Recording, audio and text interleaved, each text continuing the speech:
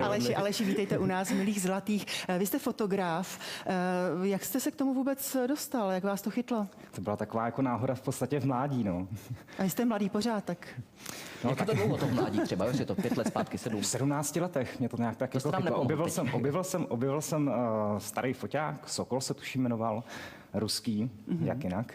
A tak mě jako napadlo koupit si ruličku filmu, protože jsem jako zjistil, že neumím malovat ani kreslit, nic takového, takže teda jako zkusím se jako nějakým způsobem stvárnit úplně jinak, no, tak nějak tak. A vy fotíte co? Protože my víme, že to nejsou jenom krásné ženy, o kterých dneska také ostatně vedeme řeč.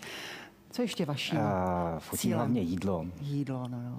Krásná. Že se chlap dá na focení jídla a ne ženský.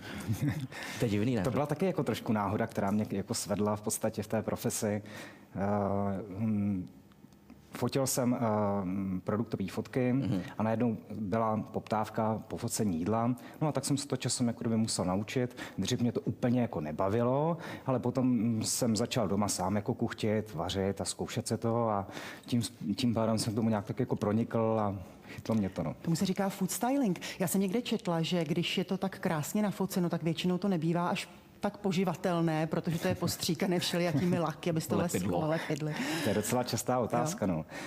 Takhle, ne vždycky je to úplně pravda, nemusí se to stříkat ničím nepoživatelným, ale většinou, pokud to tam už leží třeba nějakou dobu, tak to opravdu jako nepoživatelné je, takže...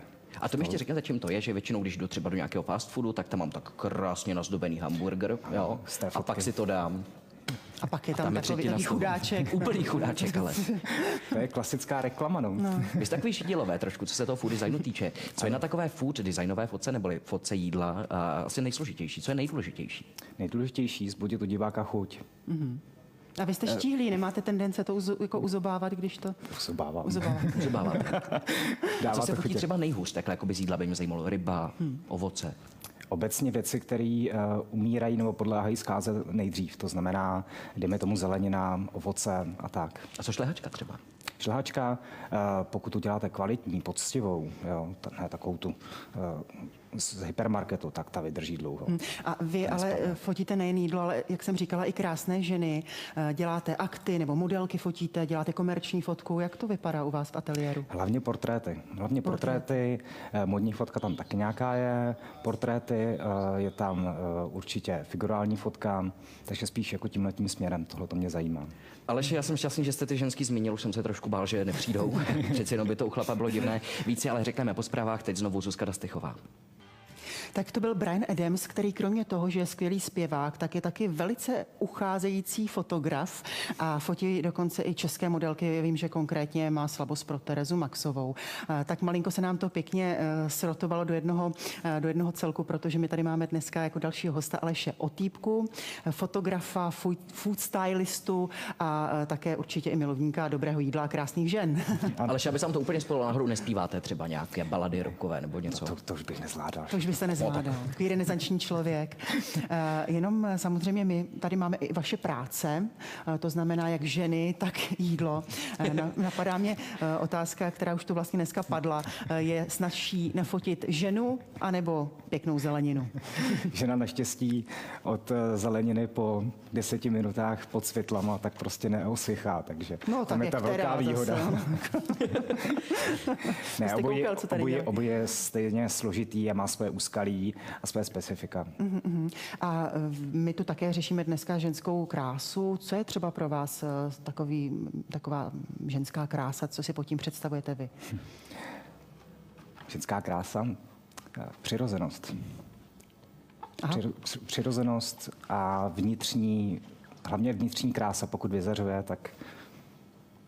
No to říkáte všichni, a to říkáte všechno jiné. Mě by se zajímalo, co podle vás vyzařuje, tady z té bagety třeba teď aktuálně, jo? Teď na mě momentálně vyzařuje, že nemám hlad. Jsem totiž nejedl, když jsem jel. Tak... Mně napadá, ale ty věci, které fotíte, vy si je umíte i uvařit? Nebo tam máte nějakého kuchaře, který vám to připravuje? V tomto případě jsme to dělali s kolegyní, s Lenkou Foltínovou, která mi s tím výrazně pomáhala, dělala značnou část food stylingu, takže jsme na to vždycky dva u těch větších projektů. No a jinak třeba krajinky vás nezajímají? Nikdy mě to nelákalo. Samozřejmě na dovolené se vyfotím, ale většinou to skončí v archivu a tam to zapadne. To mi spíš řekněte, mě by vážně zajímala taková ta motivace. My jsme tady teď ukazovali nějaká vaše díla, co se týče food designu, food stylingu. Proč jako ten člověk od takového toho, co se asi čeká od fotografa, to znamená, že bude takový ten prvoplánový fotit ženy a něco, co může být prospěšné, tak jde k tomu jídlu? Jako máte dobrý apetit třeba, nebo... No, začal jsem se zajímat vysloveně o gastronomii. Mm-hmm. Začalo to opravdu tím vařením a to ve mně vysloveně jako zbudilo tu chuť. Zachytit to nějakým způsobem, dát tomu ten šmrnc a tak dál, takže... A nenapadlo vás to někdy propojit jako ženu a jídlo do jedné fotografie? No. Přiznám se, že teda nenapadlo. No. To se třeba... Raději bych to nemíchal. Jsou takové ty gejši, jak leží pokryté suši, že byste něco takového stvořil? Tohle bych raději nemíchal dohromady. Ještě mi ale řekněte, když se úplně modelka nepovede, špatně se vyství, tak se hezky nalíčí a je to v pohodě, dá se fotit. Co platí třeba takhle na to jídlo? Ženskou nalíčím, s jídlem musím udělat co? Jak to po Čechráte? Jak to po Tak asi prvním základem je dobrý výběr surovin. To znamená, to je úplně alfa omega. To je stejné jako u té ženy ve své podstatě. Ano, dá se říct, že ano, ale Tak, Aleš, my vám moc děkujeme za návštěvu, přejeme vám hodně fotografických úspěchů, ať už ve food stylingu nebo s krásnými ženami. Máme teď tady jednu taky krásnou bývalou, no to byla ještě křupavý salátek. No to je ale láska všech mužů, samozřejmě.